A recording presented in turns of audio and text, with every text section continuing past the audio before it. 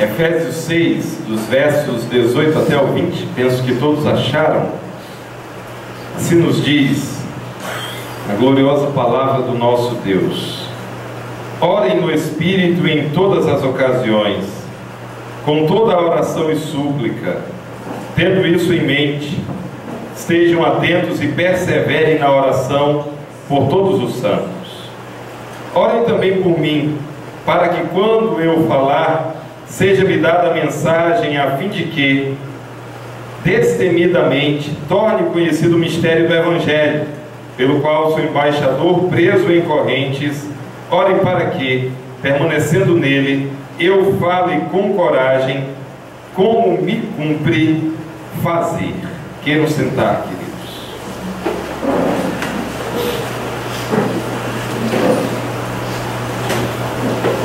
Precisamos insistir em orar, queridos.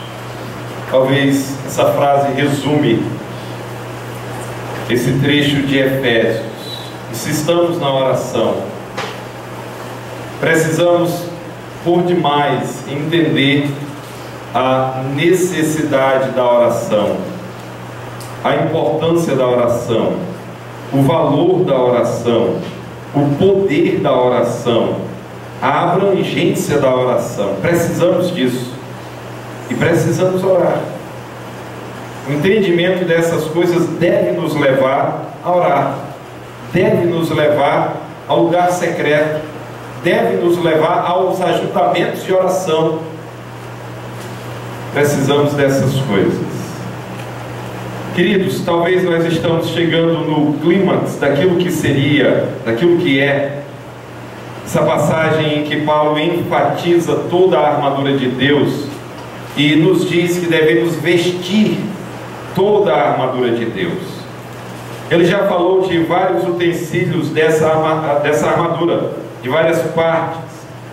A partir do verso 14, Paulo falou de colocar o cinto, cingindo-se com o cinto, colocar o cinto da verdade, vestir a couraça da justiça, calçar as botas da prontidão do Evangelho da paz, ter o escudo da fé. Era um instrumento enorme no exército romano. Então ele diz: ter o escudo da fé, com o qual vocês poderão apagar todos os dardos, as setas inflamadas do maligno, o capacete da salvação e a espada do Espírito, que é a palavra de Deus. Depois de já ter enumerado, alistado, partilhado todos esses utensílios, todas essas partes da armadura, ainda fazendo parte dela, mas realmente de forma destacada, Paulo vai dizer: orem no Espírito. É destacável que Paulo nesse momento não compara a oração a nada, nem ao capacete, nem à espada. Ele não compara a nenhum dos instrumentos. Isso faz com que alguns pensem que aqui é o clímax dessa armadura de Deus. Na verdade, a oração é importante para todas as outras coisas. A oração é importante para que usemos a espada do Espírito. A oração é importante para que nós venhamos nos portar com verdade, com justiça, com a pregação do Evangelho, com fé. A oração vai permear todas as outras coisas. E talvez por isso Paulo dá uma atenção especial à oração nesse momento. Irmãos, nós já temos algumas vezes falado acerca da armadura de Deus e também falado um pouco desse movimento de batalha espiritual que existe em nossos dias, falando dos exageros, falando dos desvios desse movimento. Mas hoje à noite eu quero dar um crédito ao pessoal desse movimento. Como assim? Uma das ênfases desse pessoal é que a batalha espiritual requer muita oração. Eu quero dar o crédito, especialmente porque eu acho que nós, de igrejas tradicionais, igrejas históricas, nós oramos bem pouco. Nós somos bem pouco aplicados à oração. A oração parece que não é um dos nossos maiores prazeres, não é um dos hábitos que nós mais gostamos de cultivar, mas temos o prazer de cultivar. Talvez a nossa dificuldade transcende, vai além, está acima da dificuldade de outros. Escuto de muitos pastores, colegas de ministério, acerca da dificuldade de hoje reunir o povo para oração. Não é fácil ter uma vigília com um bom número de irmãos. Escuto isso de tradicionais e de pentecostais. E uma verdade que precisa ser salientada é que esse pessoal da batalha de oração, eles são dados à oração. Alguns deles ficam o dia inteiro em oração. Estou falando de 24 horas. Alguns deles ficam 3 dias em oração. Alguns deles ficam uma semana e eles se reservam para oração. Oração e jejum. Oração com poucos intervalos. Oração constante. Oração como arma de batalha. A oração ocupando um lugar super importante na batalha espiritual. Irmãos, eu digo isso porque nós temos muito que aprender com aqueles que são dados à oração. Algumas pessoas pensam assim: nossa, mas nós temos tão boa doutrina, nós estudamos as Escrituras com mais cuidado, com mais veemência, mas eu me preocupo quando o estudo das Escrituras não nos leva a uma prática das Escrituras da forma como a coisa nos está exposta. E, irmãos, a ênfase na oração, a qual nós somos bem falhos, é uma ênfase bíblica. Nos manter orando, um tempo diário em oração, ajuntamentos de oração, cultos de oração, vigílias de oração, momentos especiais de oração, isso deveria ser a nossa prática. Isso deveria ser uma busca. Isso deveria ser um anseio. Se entendemos tão bem as Escrituras, por que falhamos tanto? Porque somos tão poucos dados à oração.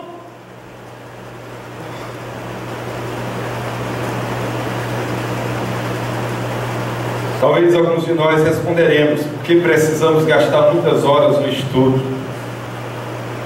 Eu imagino que sim. Mas uma das coisas que são interessantes para mim é que pessoas como Jesus e Paulo, que tinham uma teologia, a de Jesus perfeita, a de Paulo, tudo que foi registrado, inspirado pelo Espírito Santo, eram extremamente dedicados à oração. Quem nos diria, quem teria coragem de dizer que esses homens não eram aplicados? Eram aplicados ao estudo das Escrituras e eram aplicados à oração. Então o estudo não contradiz a necessidade de gastar, de ficar, de aproveitar. Acho que a palavra gastar não é tão bem utilizada, ou podemos usar outras palavras ainda melhores. Ficar na presença do nosso Deus, orando, orando, orando. Era isso que eles faziam.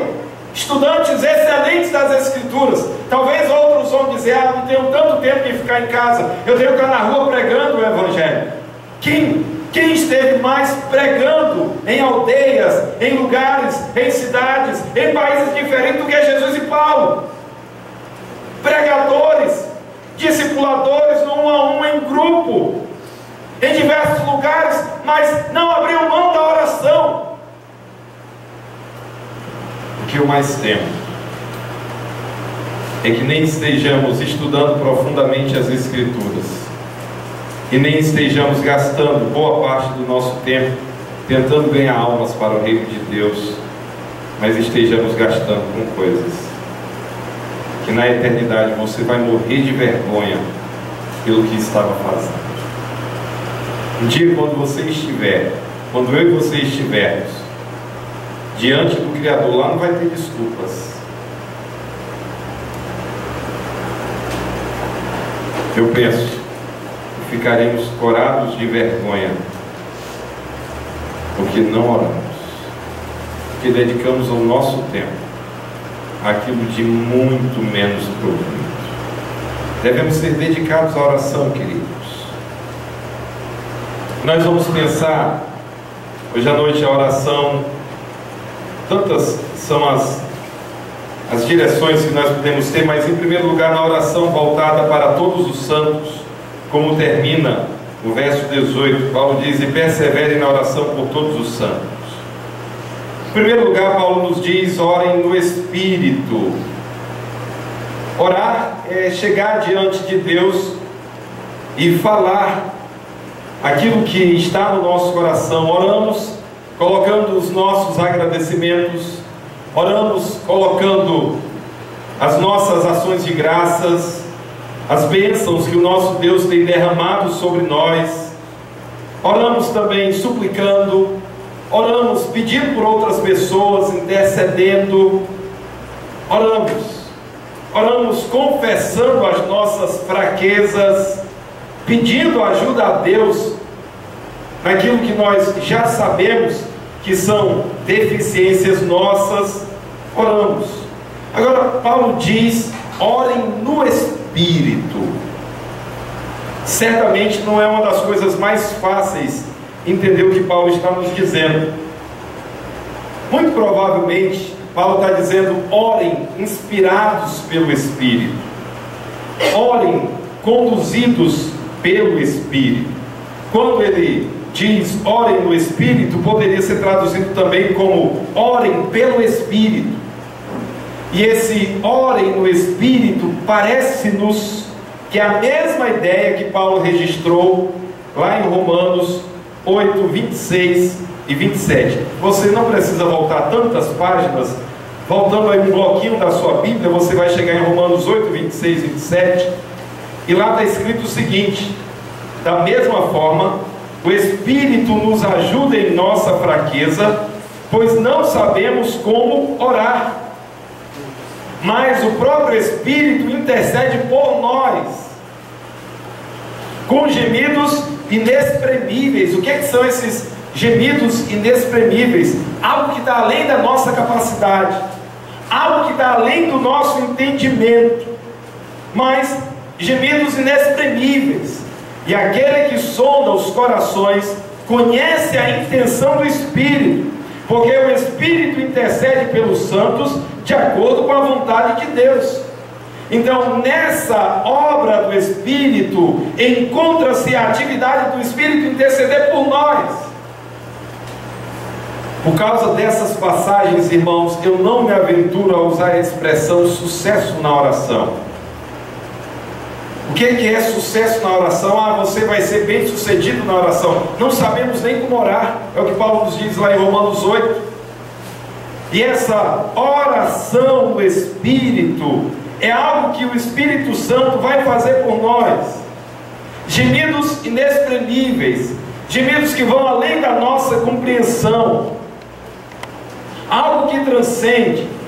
Não consigo perceber nada que indique oração em línguas estranhas, como alguns querem interpretar, mas a oração do Espírito, essa oração no Espírito Santo, uma oração que em parte nós estamos orando, e em parte algo transcende ao nosso entendimento, que o próprio Espírito faz, levando as nossas orações diante de Deus, para que as nossas orações sejam realmente aceitas e agradáveis a Deus. Agora, enquanto eu não consigo definir com tanta clareza o que é sucesso na oração por causa disso, nós podemos dizer com muita clareza o que não é sucesso na oração.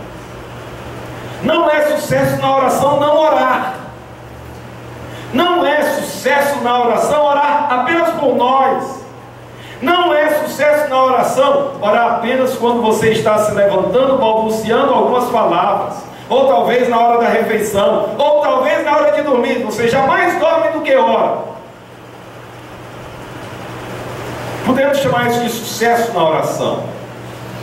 Na verdade, queridos, essas coisas apontam para uma fraqueza gigantesca, para o que nós poderíamos chamar de uma vida de oração derrotada, fracassada, precisando ser restaurada, precisando de uma profunda mudança.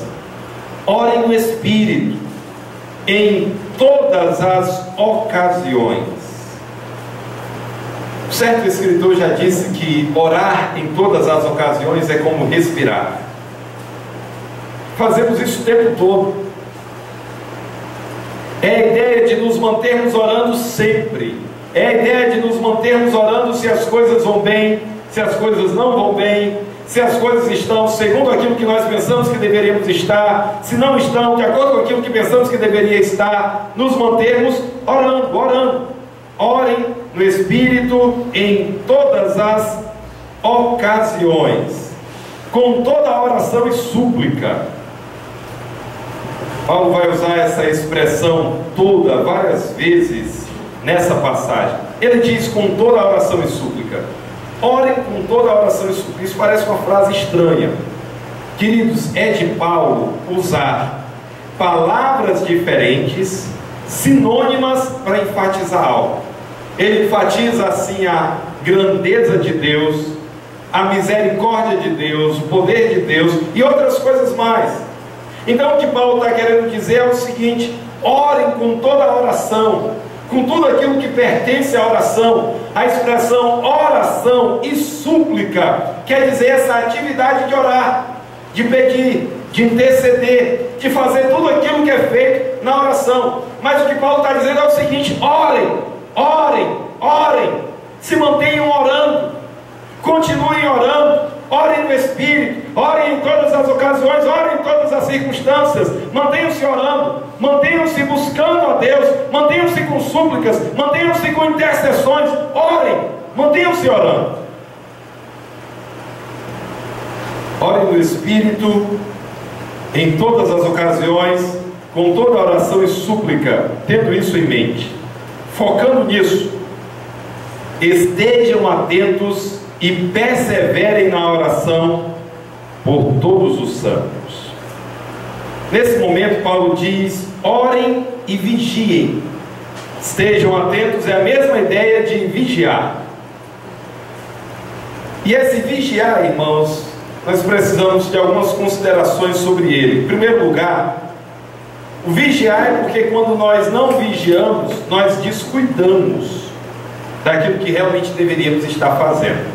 Jesus, quando estava bem próximo da sua morte, ele estava no monte naquele momento que ele ora tão intensamente que ele soa gotas de sangue, como gotas de sangue, e ele está indo aos discípulos e os discípulos estão dormindo.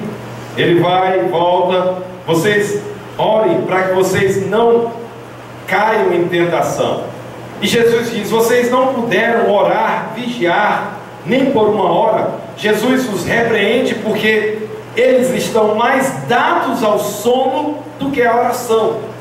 Naquele momento da história deles, realmente, eles não tinham sido tomados de tudo aquilo que envolvia aquele momento ao qual Jesus estava passando. Jesus, por outro lado, antecipava o Calvário, ou sofria parte do Calvário naquele momento de oração.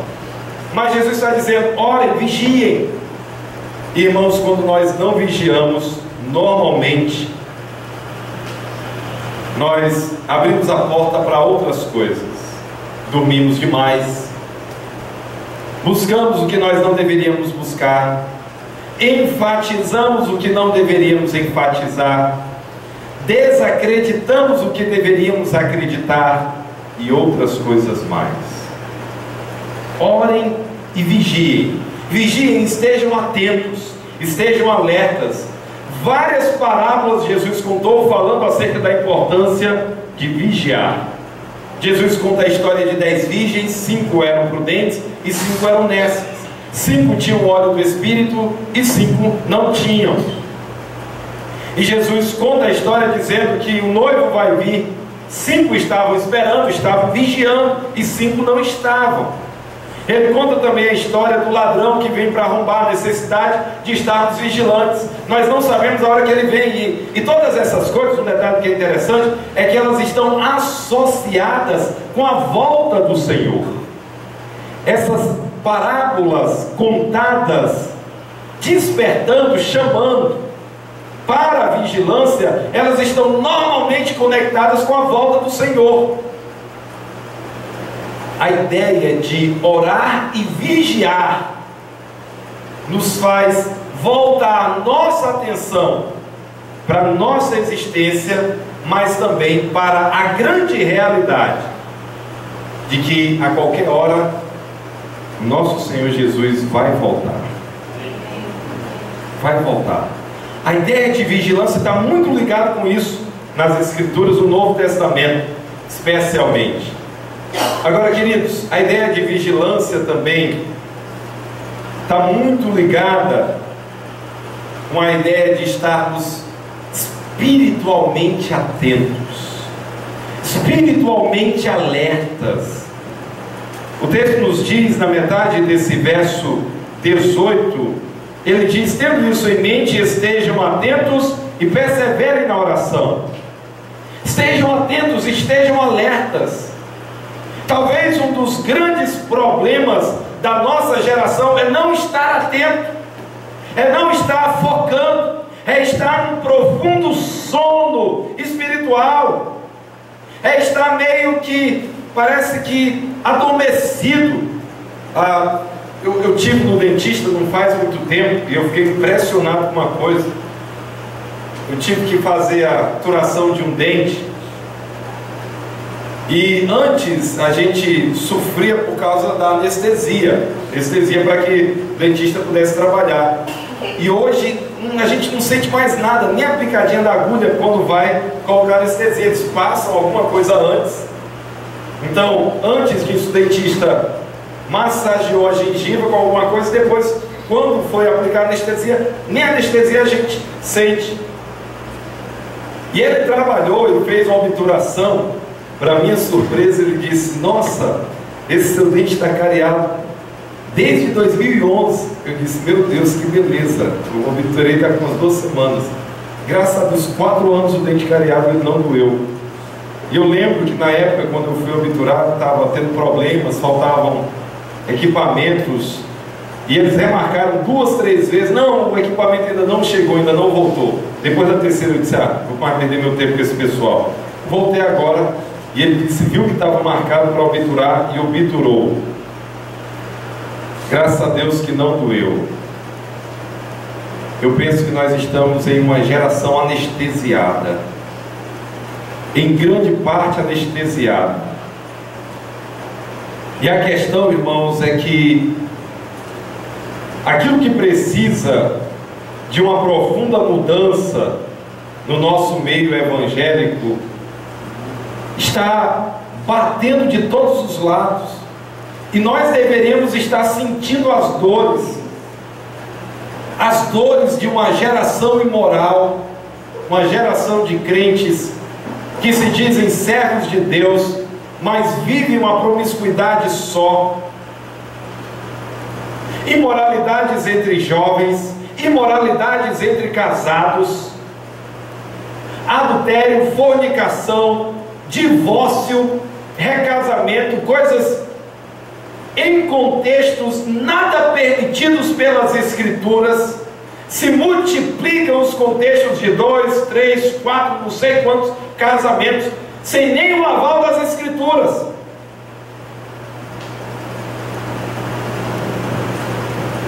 Conversando com um contabilista de São Paulo, ele me disse: pastor, uma das dificuldades é convencer os meus clientes a não sonegar impostos.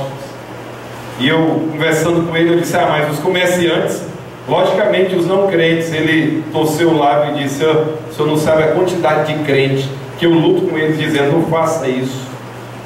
Primeiro por causa da palavra de Deus, depois porque todas as vias de sonegar e de ser descoberto e de ter multas gigantescas aplicadas, a coisa está cada vez mais difícil. Mas o que é impressionante é que os crentes, nós, o povo que deveríamos ser exatamente o povo do exemplo, o povo do exemplo no relacionamento, nos namoros cristãos, nos casamentos cristãos, nos negócios, nos empreendimentos, nas relações, em todas as coisas que nós fazemos, na nossa conversa, uma conversa sadia, uma conversa que seja realmente referência do que falar as palavras, o modo, o tom de voz, a veracidade, todas as coisas. mas nós vivemos uma espécie de sono profundo, gigantesco, uma anestesia sem tamanho. Não somos uma geração vigilante, irmãos. Deus queira que sejamos. Deus queira, oxalá, queira Deus, que nós venhamos nos voltar para Ele, que venhamos acordar desses desvios, dessas distrações, dessas infantilidades, de concentrarmos naquilo que não merece o nosso tempo, nem a nossa fadiga. Deus queira que acordemos desse sono sem fim. Ele diz: tendo isso em mente, estejam atentos e perseverem na oração. Há uma tradição de perseverança na oração espalhada por todo o Novo Testamento. Em primeiro lugar, Jesus perseverava na oração. Leia Lucas e veja o tanto que Lucas menciona Jesus em oração. Jesus passando a noite em oração. Jesus buscando lugares solitários para a oração. Jesus no monte em oração. Jesus sozinho, Jesus com seus apóstolos em oração. Essa tradição não fica no Senhor Jesus. A igreja primitiva, a igreja do Novo Testamento é aplicada à oração. Nós vemos que quando Judas morre, eles entendem que um tem que substituir Judas. E ali eles estavam em oração, aguardando a promessa do Senhor. Antes da vida do Pentecoste, eles estão em oração. Quando eles fazem aquela escolha de Matias, estão em oração. A igreja primitiva inicia as suas atividades, e lá em Atos 2 diz que eles perseveravam em oração. Em Atos 4, Pedro e João buscavam, iam para o templo na hora da oração, quando aquele paralítico, aquele aleijado, pede uma esmola para eles e vem a cura em todos os atos subsequentes daquele momento. Em Atos 6, quando eles dizem: olha, as viúvas dos helenistas estão sendo deixadas de lado, os apóstolos dizem: olha, escolham homens cheios do Espírito Santo, cheios de sabedoria, homens cheios de fé, nós colocaremos eles sobre isso, nós nos manteremos, nós perseveraremos no ministério da palavra e na oração. Paulo diz, aliás, 1 Tessalonicenses 5,17: orem constantemente. Filipenses 4,2: mantenham-se em oração, sejam constantes na oração. Há toda uma tradição da perseverança na oração. Paulo está dizendo: estejam atentos, sejam vigilantes e mantenham-se em oração. E essa ideia de perseverar na oração e vigilância também é uma ideia espalhada dentro do Novo Testamento. E queridos, talvez uma das coisas que é mais estranha e mais difícil para nós hoje é perseverar. Perseverar é continuar, é manter-se, é fazer mais uma vez, é manter-se fazendo algo. Perseverar. Em nossa construção, nós muitas vezes já tivemos a tentação de comprar fiado, comprar algo e dividirmos aquilo em algumas parcelas e pagarmos em 6 parcelas, em 8 parcelas, em 10 parcelas. Mas nós assumimos um compromisso no início dessa construção, que nós não faríamos isso, que nós nos manteríamos sempre só fazendo aquilo que nós tivéssemos os recursos para fazer. E a vontade de nós não permanecermos nisso foi muito. Alguém disse recentemente: compra essas coisas que faltam para vocês entrar, parcela até o final do ano, está tudo beleza. Mas, irmãos, com a graça de Deus, nós temos nos mantido perseverando. Nós perseveramos em não comprar a prazo, em somente fazer aquilo que temos os recursos para fazer. permanecer, ficar, continuar.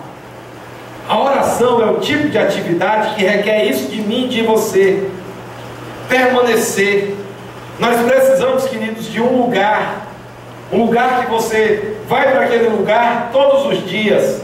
Nós precisamos de um horário, talvez de mais horários. Daniel orava 3 vezes ao dia.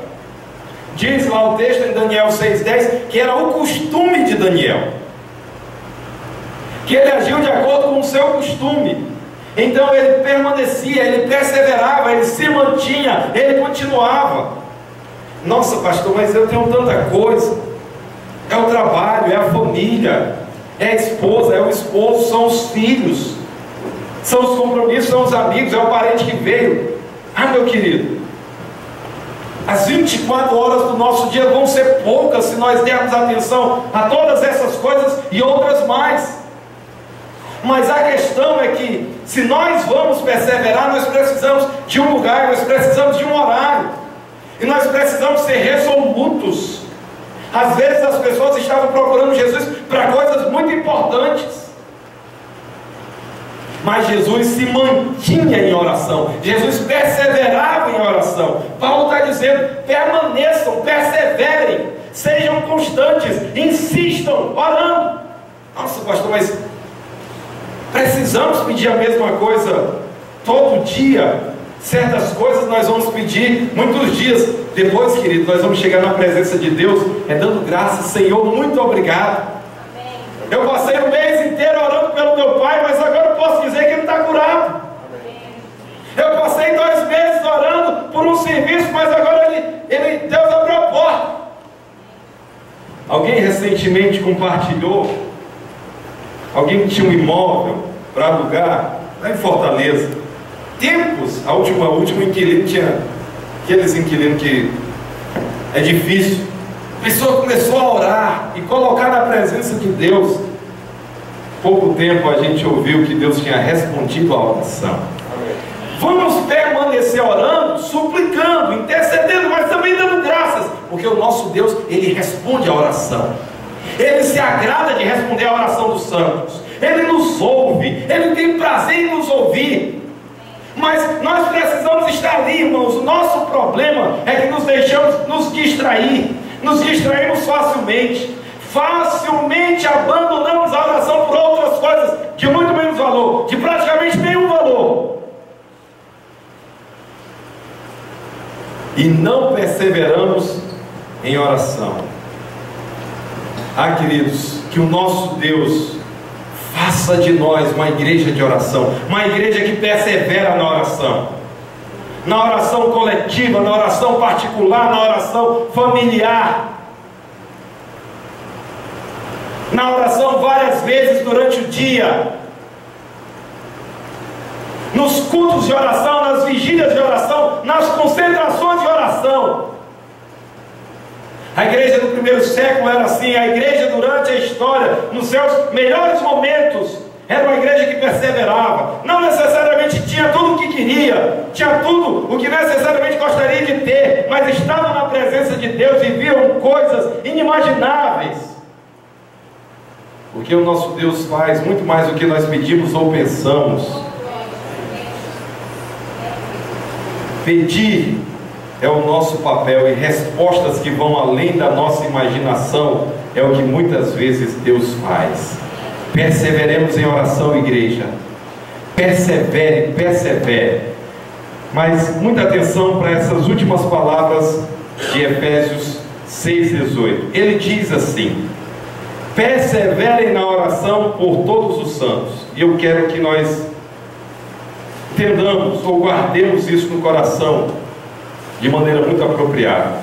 Todos os santos, não imagine nem por um segundo que ele está falando daqueles santos que são feitos uma imagem de barro, de metal, de ouro, de qualquer outro material. Santos é uma palavra para se referir àqueles que creem, aos salvos, àqueles que tiveram um encontro com o Senhor. Perseverem na oração por todos os santos, por todos os crentes, por todos que chegaram aos pés do Senhor, por todos que se arrependeram dos seus pecados, por todos que creram em Jesus.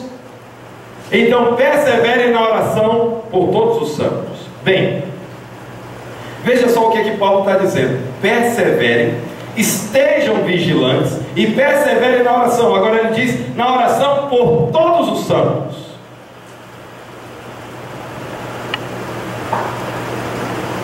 Essa perseverança na oração aqui é por outros crentes. Sabe por que eu tenho que falar assim, com essa ênfase? Porque eu penso que o máximo que nós conseguimos fazer é orar por nós mesmos. Oramos por nós mesmos e mal. Talvez pelos nossos familiares e mal. Por todos os santos, pelos outros que conhecem ao Senhor, por outros que creem em Jesus como você creu, a fraternidade, os irmãos, a igreja. Então essa oração por todos os santos é uma oração que vai além do seu próprio quadrado, é além da dor na sua unha, é além da sua unha encravada, é além daquilo que perturba a sua existência especial, particular, pessoal. O seu cônjuge, os seus filhos, o seu pai, a sua mãe, os seus irmãos, o tio, o primo. É alguém que não necessariamente é consanguíneo, mas é alguém da família da fé. Agora, eu quero que você pense um pouco no poder do que Paulo está dizendo aqui. Você já imaginou se todos nós aqui, diariamente, permanecêssemos orando pelos outros? Você está orando por todos e todos estão orando por você, e você está orando por todos, e você está orando por todos, e você está orando por todos, e todos estão sendo incluídos nessa oração. Você já parou para pensar no poder dessa oração? Quando nós estamos apresentando os nossos irmãos diante do trono da graça, sabemos das lutas dos nossos irmãos, das alegrias, da batalha espiritual a qual todos nós fazemos parte, estamos envolvidos, e ali nós estamos apresentando o nosso irmão. Ó Deus, abençoa o Givago. Ó Deus, abençoa o Valdir. Ó Deus, abençoa o Tonho. Ó Deus, abençoa o Valdinei. Ó Deus, abençoa a irmã Caio. Ó Deus, abençoa a Patrícia. Ó Deus, abençoa a Pâmela. E ali nós estamos colocando cada pessoa, suas famílias, suas lutas pessoais, aquilo que nós sabemos, aquilo que nós nem sabemos, porque tem muitas coisas que nós não sabemos. Deus cuida do teu servo, cuida da tua serva. E ali nós nos mantemos orando pela igreja. Ah, pastor, mas orar por todos? Aquele livrinho de membros, pega lá, divide por 7 dias da semana. Pelo menos durante a semana teremos orado por todos. Orando por todos os santos. Por fim chega aquele momento: Senhor, por todos aqueles que te conhecem. Oramos pelos que nós conhecemos nominalmente, mas depois por todos aqueles que te conhecem, oramos pela igreja. Irmãos, muito provavelmente a igreja do primeiro século, ela era assim. Orava por todos os santos, ela perseverava em oração, ela permanecia em oração. Nós precisamos, irmãos, acordar para isso. Nós precisamos acordar para a oração. Não pense que eu me excluo dessa lista. Deus sabe quantas vezes eu me coloco diante dele: Senhor, tu sabes que eu quero, que eu preciso avançar mais em oração. Tu sabes, ó Deus, da minha necessidade de estar mais em tua presença. Não pense que eu me excluo, irmãos. Se tiver uma lista, eu me coloco no primeiro da lista dessa necessidade de atentar mais, de me voltar mais, de concentrar mais, de ter mais prazer na oração, de perseverar, de permanecer na oração por todos os santos. Quantas vezes eu encontro a minha alma desejando outras coisas de menos importância. Eu me envergonho e luto com isso. Digo: Deus, isso não deveria ser assim. Me ajuda, Pai. Ah, queridos, precisamos nos voltar para o nosso Deus. E precisamos permanecer, perseverar. Quão maravilhoso é quando o nosso Deus nos concede aquela liberdade para estar em sua presença. E como disse certo escritor, algumas horas parecem poucos minutos. Nem nos deparamos que ficamos uma manhã, ou uma tarde, ou uma noite. Quando o nosso Deus nos concede essa liberdade no Espírito, para que nós perseveremos em oração. Mas Paulo também diz, versos 19 e 20: orem também por mim. E aqui nós precisamos colocar a concentração da nossa oração sobre aqueles que anunciam o Evangelho. Certas coisas nesse texto dizem respeito realmente mais à pessoa de Paulo, mas também a todos aqueles que anunciam o Evangelho. Paulo diz: orem também por mim, para que, quando eu falar, seja-me dada a mensagem, a fim de que, destemidamente, torne conhecido o mistério do Evangelho. Orem também por mim. Paulo reconhecia o grande valor da oração, a grande importância. Ele pediu não apenas aqui na sua carta aos Efésios, leia Romanos, leia 1 Tessalonicenses, em tantas e tantas outras passagens, 2 aos Coríntios, Colossenses, 2 Tessalonicenses, Filipenses. Paulo está pedindo por ele e por aqueles que cooperavam com ele no anúncio do Evangelho. A ideia de Paulo está pedindo por ele, que é o apóstolo, o trabalho do apóstolo. Não pensemos, não, aqui é um pedido especial pelos que anunciam o Evangelho, pelos que pregam o Evangelho, pelos que estão voltados, pelos que estão concentrando a sua vida em anunciar as boas novas a outros.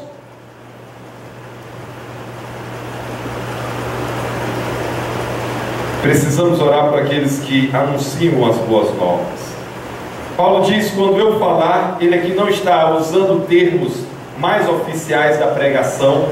Quando eu comunicar as Escrituras, poderia ser numa conversa, ele e outra pessoa. Ele vai fazer referência ao seu ministério na prisão, no verso 20. Ao compartilhar dessa palavra, ele diz: seja-me dada a mensagem.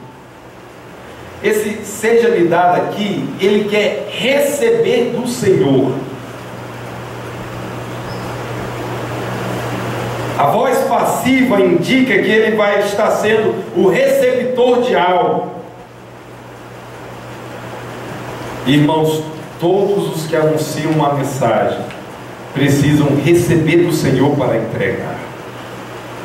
Paulo vai falar acerca do mistério do Evangelho. Paulo conhecia muito bem esse mistério do Evangelho. Efésios capítulo 3, ele diz que foi incumbido. Ele fala de judeus e gentios no mesmo corpo. O mistério do Evangelho não fica restrito nisso. Em outras partes ele fala de ir além, ou fala de outros elementos envolvidos no mistério do Evangelho que esteve oculto séculos atrás. Mas ele se via como alguém que iria explicar mais cuidadosamente. E ele queria então tudo aquilo que era necessário para que ele explicasse com clareza essa mensagem, e essa mensagem fosse compreendida. Então ele está dizendo: ore por mim, e na sua oração por mim, quando eu falar, que Deus me dê a mensagem, a palavra. Aí ele diz também que eu leve essa palavra destemidamente, corajosamente, zelosamente, abertamente. Essa ideia. E mais uma vez, irmãos, a ideia de proclamar as Escrituras com ousadia, ela está bem enraizada nas páginas do Novo Testamento. Por exemplo, em Atos 4:13, as autoridades reconhecem, as autoridades judaicas, por causa da ousadia de Pedro e João, que eles haviam estado com Jesus, a ousadia deles do falar. Em Atos 4:29, eles oram pedindo intrepidez, ousadia para anunciar o Evangelho. E em Atos 4:31 diz que eles anunciavam com ousadia, com intrepidez. No finalzinho de Atos capítulo 28, Paulo disse que Lucas está escrevendo o livro de Atos, e ele diz que Paulo está preso em Roma, anunciando o Evangelho com toda a intrepidez, com toda a ousadia. 2 aos Coríntios capítulo 3, verso 12, 2 aos Coríntios capítulo 7, no verso 4, Filipenses 1:20, 1 Timóteo 3:13 e outras passagens mais falam dessa ousadia, dessa intrepidez. Então Paulo está dizendo o seguinte: orem para que me seja dada a mensagem, para que eu fale a mensagem, e eu fale essa mensagem com intrepidez, com ousadia, destemidamente. Interessante, irmãos, que nessa parte da batalha espiritual e na oração por aqueles que anunciam o Evangelho, que anunciem com ousadia. Eu penso que muitas vezes nos encontramos sem ousadia para anunciar o Evangelho. Falta de ousadia, falta de oração. Eu não vejo ousadia, está faltando oração, está faltando a energia, está faltando aquilo que dá força, está faltando aquilo que energiza a proclamação do Evangelho, a coragem, a alegria, o prazer, aquilo que é necessário para que nós venhamos correr riscos em nome do Evangelho. Quando essas coisas estão faltando, está faltando oração. Não é à toa que Paulo pedia, sempre escrevendo às igrejas: orem por mim, orem por nós, para que falemos ousadamente como me convém fazer, como nos é devido fazer.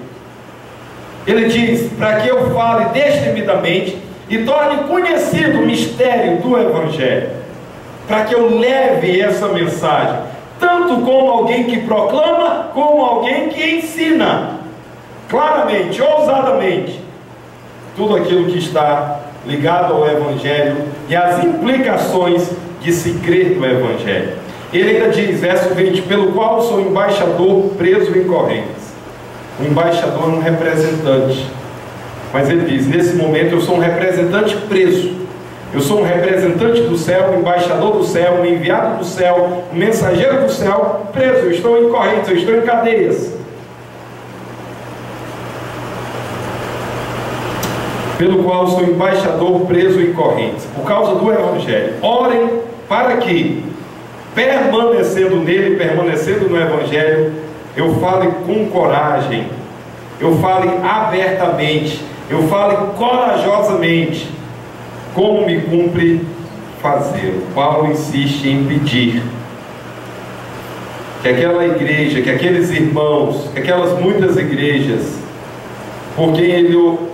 para quem ele escreveu, orassem por ele, para que ele recebesse a mensagem, para que ele falasse abertamente, para que ele falasse corajosamente, para que ele falasse com clareza, para que ele cumprisse aquilo que estava ligado à sua função de anunciar o Evangelho.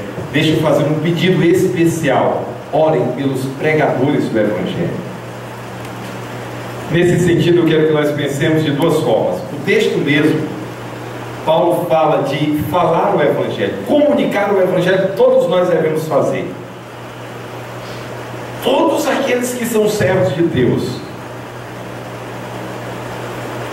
Falar de quão terrível é o pecado. Falar também da graça do Senhor Jesus, do amor dele. O justo morrendo pelos injustos. Falar de tudo aquilo que está incluso no anúncio do Evangelho. Pecado, as consequências do pecado, Cristo vindo entre os homens, sua morte no Calvário, substituindo pecadores, substituindo os que creram, a necessidade do pecador se arrepender e crer no Evangelho, o anúncio do Evangelho. Todos nós devemos falar, mas irmãos, algumas pessoas Deus tem vocacionado para a pregação do Evangelho. sendo pastores ou não. Alguns dedicam toda a sua vida, outros são bons líderes na igreja, estão pregando o Evangelho, são arautos do Evangelho. E nesse sentido eu quero fazer um pedido especial: orem pelos pregadores do Evangelho. Num certo sentido, por todos nós, porque todos nós devemos anunciar o Evangelho, todos nós cristãos. Mas em outro sentido, orem por aqueles que pregam, para que recebam do Senhor, para que sejam ensinados pelo próprio Senhor, a fim de que essa mensagem chegue com ousadia, chegue com clareza, chegue para produzir tudo aquilo que Deus quer que seja produzido através da sua palavra. Nesse momento, Paulo está preso porque a pregação do Evangelho rendeu isso a Paulo. Pela sua ousadia, por não encurtar a mensagem, por não diluir a mensagem, por não trazer uma mensagem para agradar o público que lhe ouvia.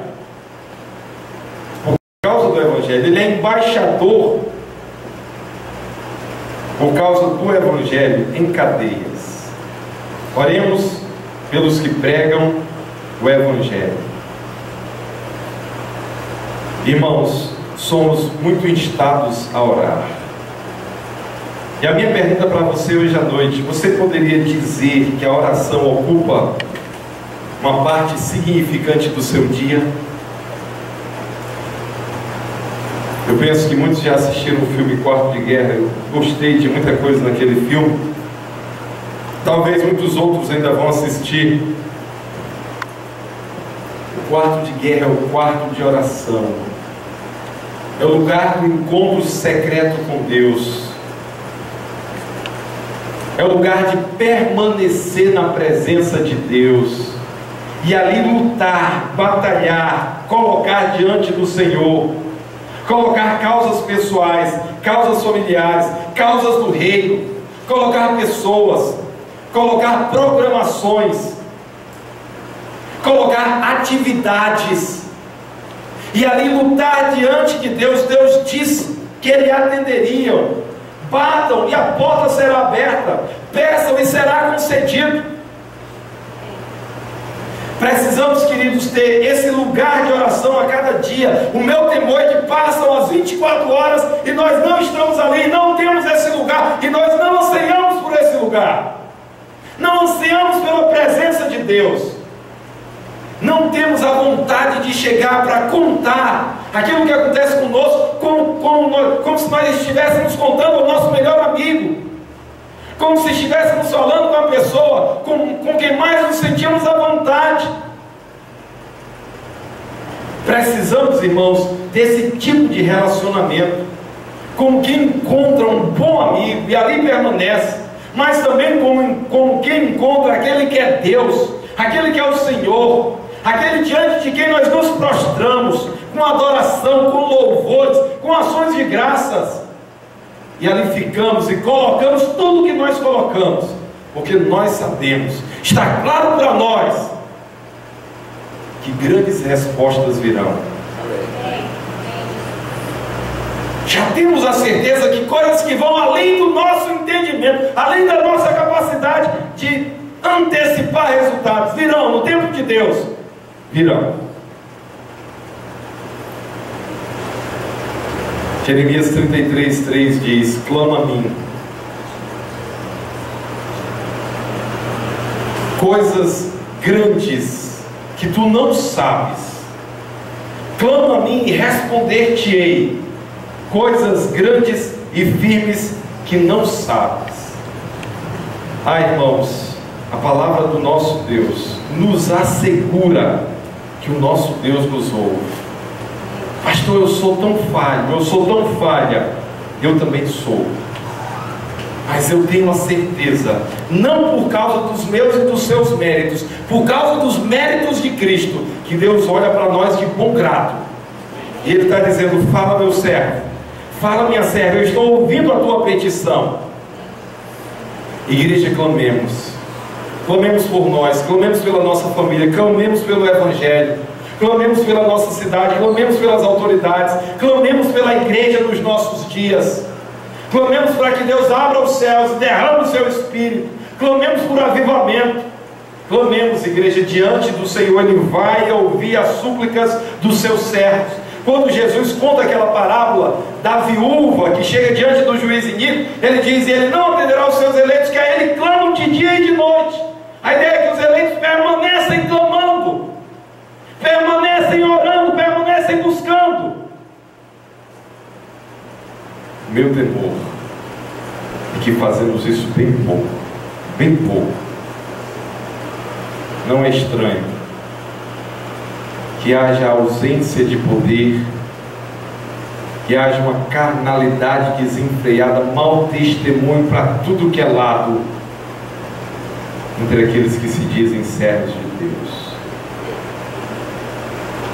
Que sejamos uma igreja que se dedica à oração. Nosso Deus, muito obrigado pela tua palavra. Pai, não nos deixe esquecer que estamos dentro de uma batalha espiritual e que os inimigos que nós não vemos são terríveis, que querem nos pôr em confusão, que querem nos confundir,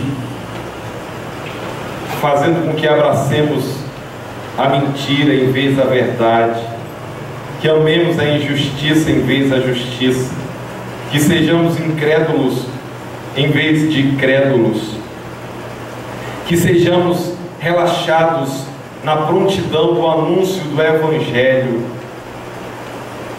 Ó Deus, esse inimigo quer que nós mantenhamos a espada embanhada, quando ela deveria estar muito pronta e sendo utilizada.